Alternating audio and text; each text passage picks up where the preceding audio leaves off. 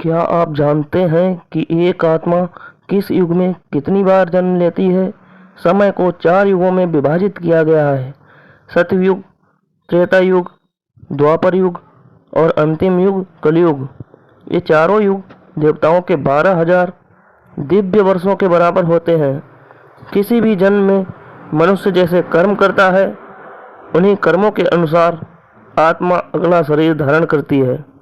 सतयुग, त्रेता युग, द्वापर युग और कलयुग, हर युग में कोई ना कोई भगवान अवश्य जन्म लेते हैं। आइए जानते हैं चारों युगों के बारे में। सतयुग। सतयुग में धरती पर आत्माओं का वास हुआ करता था।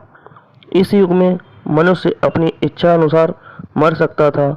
सतयुग का कुल समय 17,28,000 साल का होता है, जिसमें एक सामान्य व्यक्ति 1 लाख साल तक जी सकता है, जिसका कद 32 फुट लंबा हुआ करता था।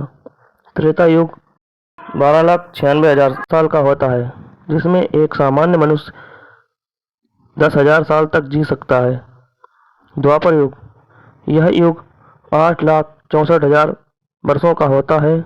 इस युग में मनुष्य की आयु 1,000 साल तक होती है। धरती पर जैसे जैसे पाप का साम्राज्य बढ़ता है, वैसे वैसे ही मनुष्य की आयु कम होती जाती है। कलयुग। यह युग 4,32,000 साल का होता है।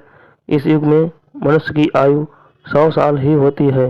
ऐसा माना जाता है कि कलयुग में एक आत्मा का जन्म 45 बार होता है।